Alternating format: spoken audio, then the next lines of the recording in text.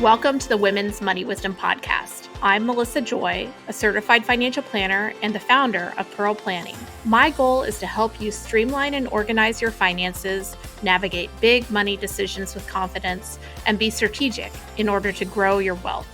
As a woman, you work hard for your money, and I'm here to help you make the most of it. Now, let's get into the show.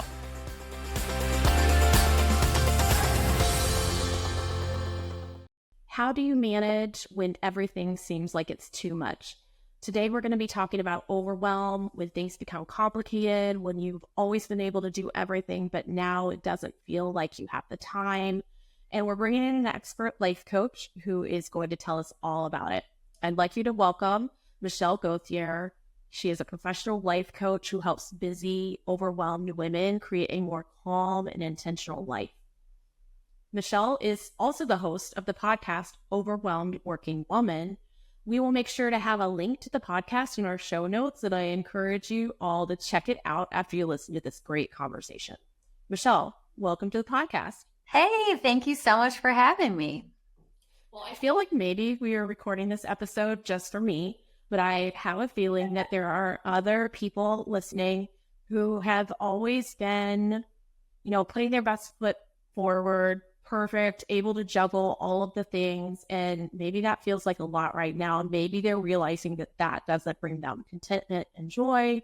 And so perhaps that's where you step in. But tell me a little bit about how you got into this world of life coaching and, kind of the mindset work that you do. Yeah, sure. So that was like the perfect lead in because that's exactly where I was. So I grew up basically just being an A student and always succeeding at things and working hard. And I got a lot of positive feedback for that. And so what happened is by the time I was about, I guess I was like late 30s, 40, that all of a sudden I realized I had everything that I thought I ever wanted. Like I had a great career in finance, actually. I had 2 kids, I had a nice house and a husband and everything. So from the outside, I feel like I was presenting this, I always picture my Christmas card when I'm thinking of this, look at this, put together, perfect life. And I just realized I don't feel like, is this it? This doesn't feel like enough, but yet it felt like way too much. Like I had way too many things going on, had a hard time letting go of any of them, but yet something big felt like it was missing. So if anyone listening kind of understands what I'm talking about when I describe that, you might be in that same place.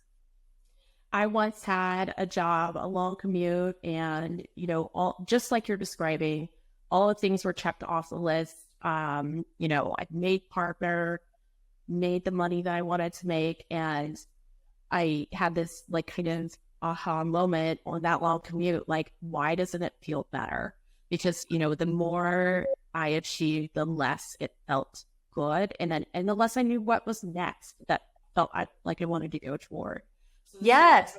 To me. And I think women of, Gen X millennial generation, we were told that we could have it all. But how do you actually do that and have Yes, exactly. And I think, at least I'll speak for myself, I don't know if you were doing this too, but I was essentially outsourcing my enoughness to my job. So for example, okay, if I get this promotion, then I'll be enough. I wasn't consciously thinking that. I had to do some investigation to find that. Or, okay, well, I have 1 child, but when I have 2 children, will that be enough? And so you just keep going for all these external things to make you feel like enough, but actually they don't really have any impact on our enoughness. I mean, on one hand, that's good news, but on the other hand, when you keep looking to that, like you said, you made partner, I'm sure you thought, once I make partner, my life's going to be amazing. And then it doesn't feel good. And you're like, wait, now what am I supposed to do with all of this? I feel so much the same way. And as a financial planner, when I fast forward people's lives, that's, kind of what they lean into, you end up with more of your identity has to do with your profession, perhaps. And it can be really difficult in retirement, which many of us seek, to know that identity when you've left that profession or career behind. So not only can it cause dissatisfaction or lack of contentment today, but I see the kind of perils over time as well. So Yeah. I want to unpack then, what did you do to, for yourself and now for others to find a different pathway? Yeah, it was interesting because the first thing I tried to do was to do my tried and true method of just doing more. So I was like, maybe work harder or volunteer at my kid's school or whatever. I kept adding things to the list, which was sort of the opposite of what I should have been doing. But that was my go-to strategy. Like if you're not doing well in a class, study harder. If you're not getting promoted, work more, so that was sort of my go-to, but that didn't work. Yes, so everything isn't necessarily the pathway to contentment, right? Yes. And a lot of the women who I work with, and this was me for sure, it's almost like, oh, I can do anything. Go ahead, give me more, challenge me. I can pull off anything. And especially because we get feedback, women who are like that, people are like, you're amazing. I have no idea how you do so many things. And we're like, oh yeah, I can do anything. I'm miserable on the inside. Yes, I was just crying in the car, but yes, yeah, exactly. Don't mind the mascara running down my face, but I could do anything. So I lucked out. I was listening to a podcast. This was like early on in podcasting too, but I was listening to a podcast and the guest was a life coach. And one of the things that I sort of knew was missing in my life was being in service to other people, which just kept coming up for me. Like I'm not helping anyone. And so I heard this life coach talking and I just immediately thought, that's it. That's what I'm supposed to do. And it doesn't hurt that my best friend has called me her life coach forever. And some of my coworkers, I mean, I was working in financial services. There was nothing having to do with life coaching, but right. My coworkers called me their life coach. So I feel like everyone else probably knew that that's what I should be doing. But I heard that podcast. I was totally inspired. I searched best life coach. Martha Beck came up. I don't know if you're familiar with her. She's written lots of best-selling books, and she used to have a column in Oprah magazine. That's how I knew who she was. And she had a training program for how to become a life coach. And I just immediately signed up like within 24 hours. And it was like $7,000. And I am that's not something that I would just immediately spend that much money on, but I just knew it. I knew that it was the right thing to do. And sometimes in life, you just get that where you're like, this is it. This is what I should be doing. So I studied to become a life coach while I still had my corporate job. And then over time, I started seeing clients on the side, and eventually I just went for it. And I quit my job and started my own life coaching business. And I've been doing it now for 6 years.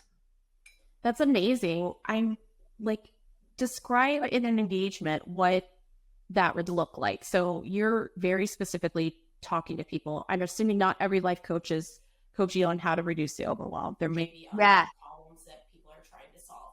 But in your specific area of focus, what do you, what kind of program do you lay out in order for someone to tackle that beast?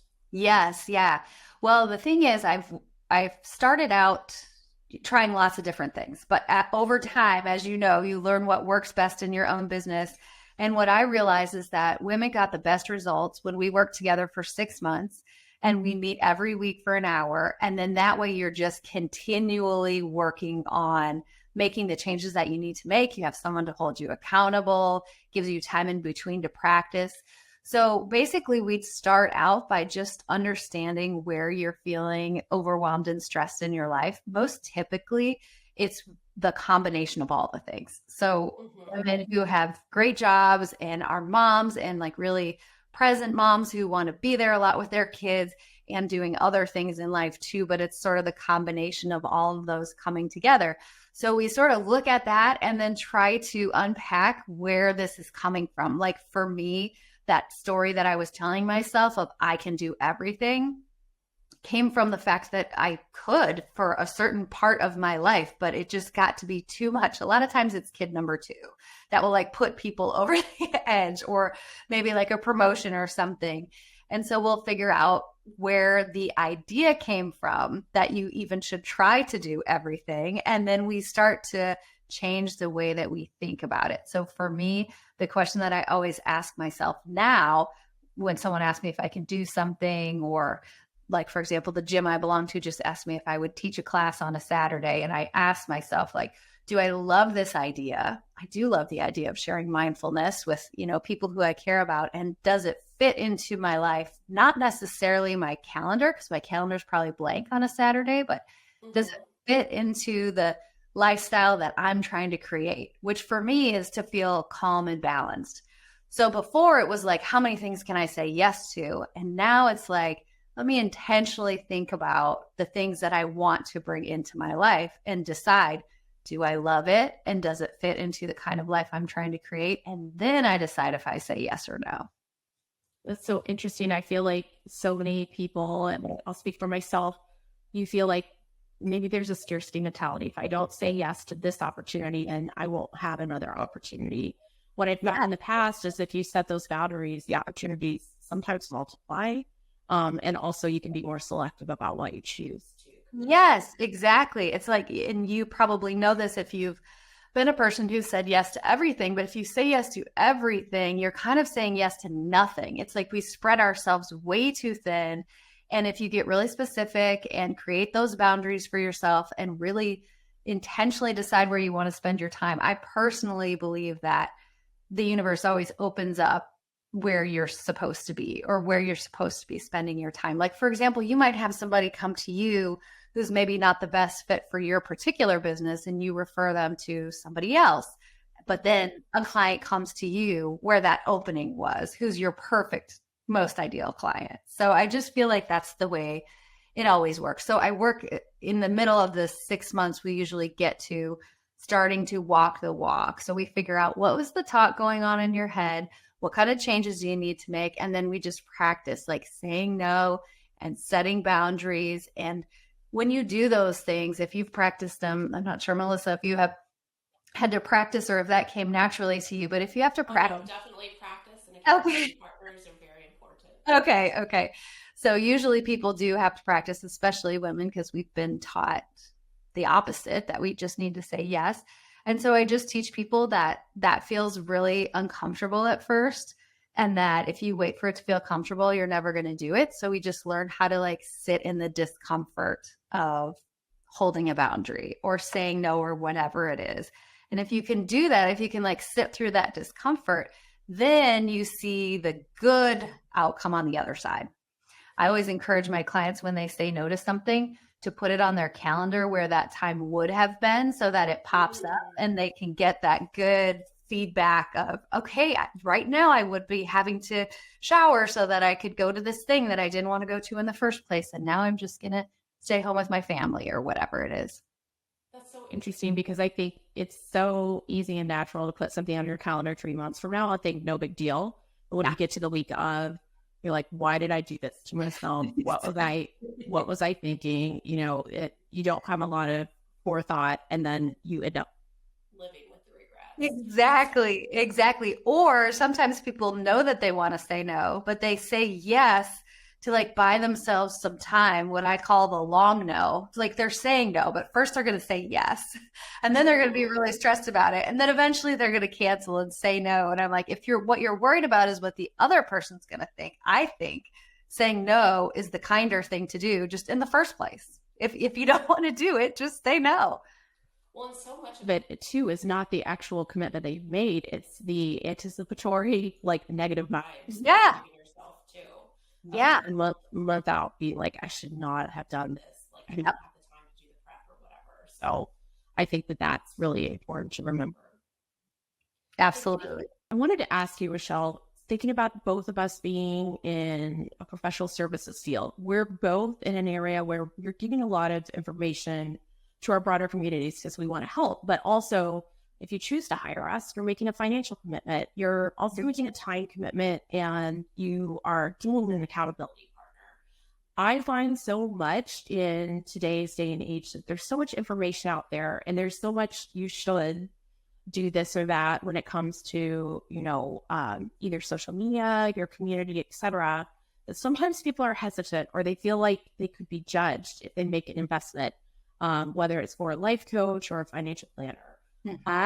What do you think the differences are between someone who listens to your podcast, for example, or reads, articles or books in your area of expertise versus someone who does the one-on-one coaching with you?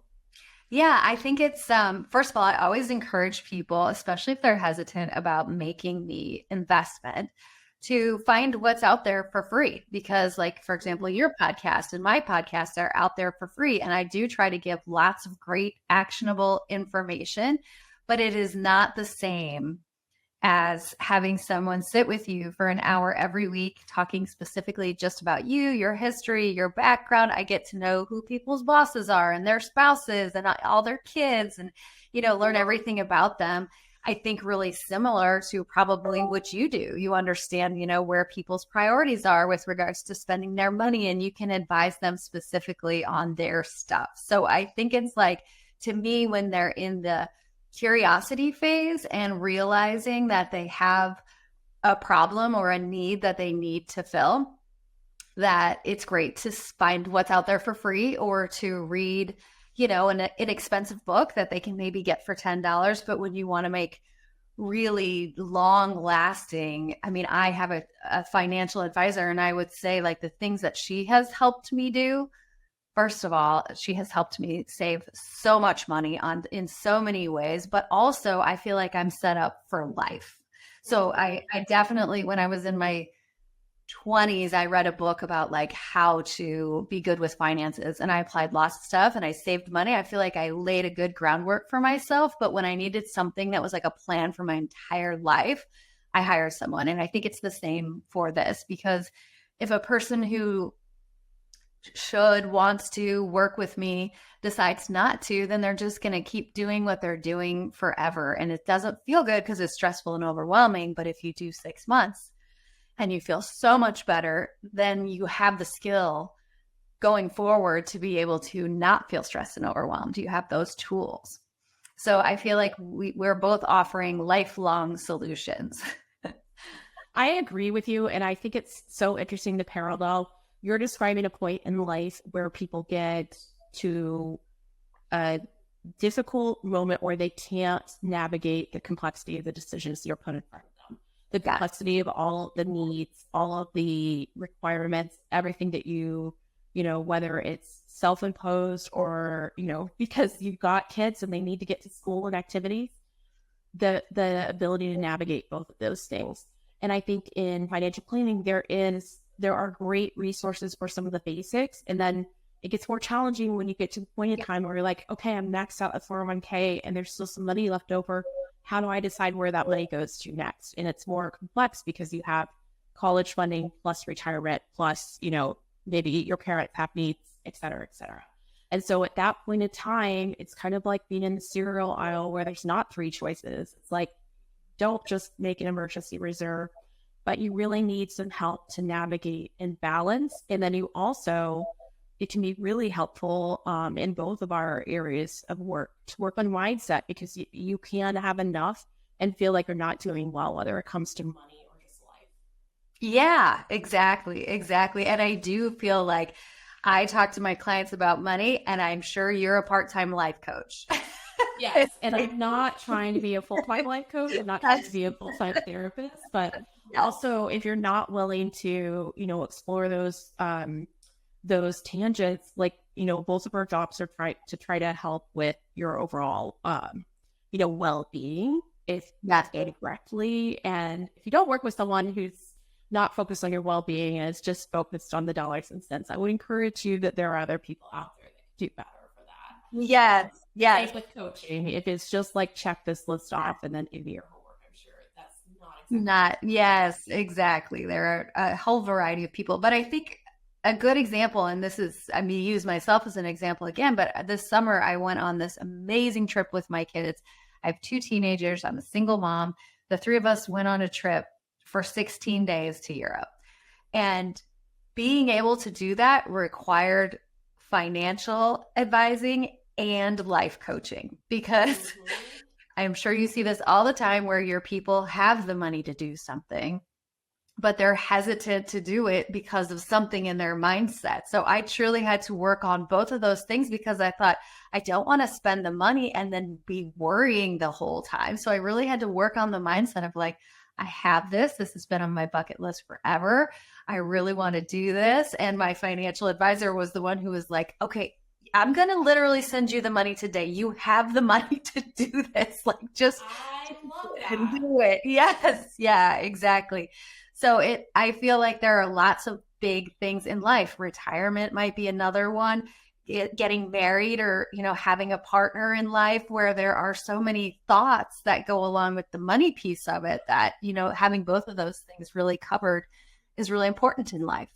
Well, I love that. And I can tell you if you're working with the right financial planner, you may assume, I know you don't because I can hear, what your financial planner was telling you, but you might assume out there that the financial planner is kind of cringing and gritting their teeth when somebody does a big ticket item, a long awaited item, but really we are cheering and celebrating. And my team, where, sometimes we have a bell to ring for celebrations when people have a competition. Oh, that's Kids awesome. ringing the bell for the client too. So Yes. Isn't that like the best part of your job when you've helped people spend their money in a way that makes their life better? That's so awesome. we love to say yes, absolutely. Yeah. If you could just give a little more, as we're kind of wrapping up, I would love to just kind of finalize it. You described that time in your life where you were trying to do everything and fulfill all of the external expectations and didn't feel like it was working. What does life beyond the amazing trip to Europe, what does life look like now for you? Where is it different than those days? Oh yeah. Everywhere. Let's see. So I don't work. I mean, I used to work regular business hours and then put my kids to bed and go back to work. So I just work a regular old work day, like 9 to 4 most days.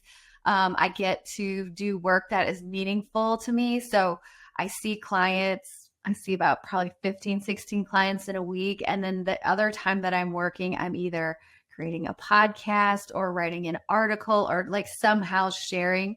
So I feel like I'm just in a constant state of serving other people and trying to help them make their lives better. So it's super satisfying. And then, like, for example, when I went on that trip for 2.5 weeks to Europe, I didn't get out my laptop. I didn't do any work. I'm able to have work and then have life separately. And the combination of those two is just no longer stressful like it used to be. And did you reduce some of your commitments when it came to the kids as well, or the outside of life, or did you lean in? I think both. For example, one thing that I never enjoyed, I liked taking my kids to school. Maybe it's because I'm a morning person, I don't know, but I liked taking my kids to school, but I really didn't enjoy the pickup. Like, they weren't particularly excited. They were always hungry and tired, and it would take me like 2 hours because they went to two separate schools with big ones. Yes. Oh my gosh. So that I hired a babysitter who was a family friend who would pick my kids up and bring them home from school. So I feel like I outsource things that don't really bring me joy. Another thing that I outsource is my laundry. It's out on my front porch right now. I put it out every Tuesday morning and it comes back folded in KonMari style, if you know what that is, like the life-changing magic of tidying up book, on Wednesday. And I just have to put mine away and my kids put theirs away. So things that just don't bring me joy, I just don't do anymore. I outsource them wherever possible, which gives me a chance to really lean in on doing things that I want to do with my kids. Like, something recently I've done with my kids that I really wanted to do is like lay on the couch and watch the Olympics, things like that.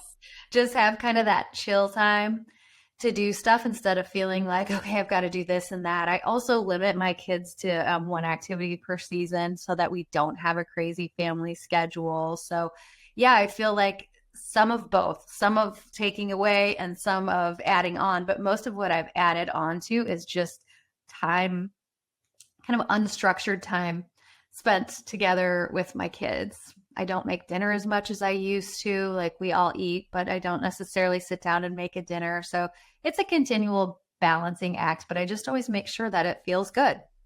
Well, thanks for describing that. I think that more of us need to hear the different decisions that people make. And some people might choose to lean into their cooking because that brings them joy. Exactly. That's totally okay. And I also think that there is, whether it's, advice from a life coach or a financial planner, there is value to delegating. I once talked to someone who stayed home with kids and they were like, well, then that requires me to do the lawn and landscaping. And it's like, that doesn't have to be true or the case if you can afford it financially. And so I really think sometimes more can be quite useful. Yes, exactly. It's like if you can afford it and you don't enjoy it, just free up some time to do things that you do enjoy. Absolutely. Well, Michelle, where else can people find you in addition to your podcast? Yes. If they go to my website, which is michellegauthier.com, that's MichelleGauthier.com, that has a link to everything. So I write an article every week. I have my podcast on there. If you're interested in working with me, I do both group and individual coaching. So there's information about those. I also have a fun why are you overwhelmed quiz, and it will tell you what is causing most of your overwhelm and then give you 3 things that you can do about that. So that's a fun one people like to take too. Sounds intimidating and also fun when you get yeah I used to love like the Glamour magazine quizzes or whatever. I love that. Well, thank you so much for joining us, Michelle. I appreciate your time and the work that you're doing. It's so valuable. Thank you for sharing. Yeah, it was awesome to get to know you. I'm so glad to be here. Thanks.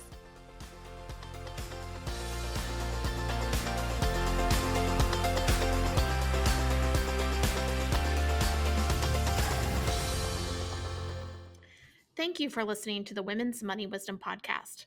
If you found value in this episode, the best way you can support the podcast is to forward an episode to a friend or leave a review. Go to pearlplan.com and the podcast link to get all the resources and links mentioned.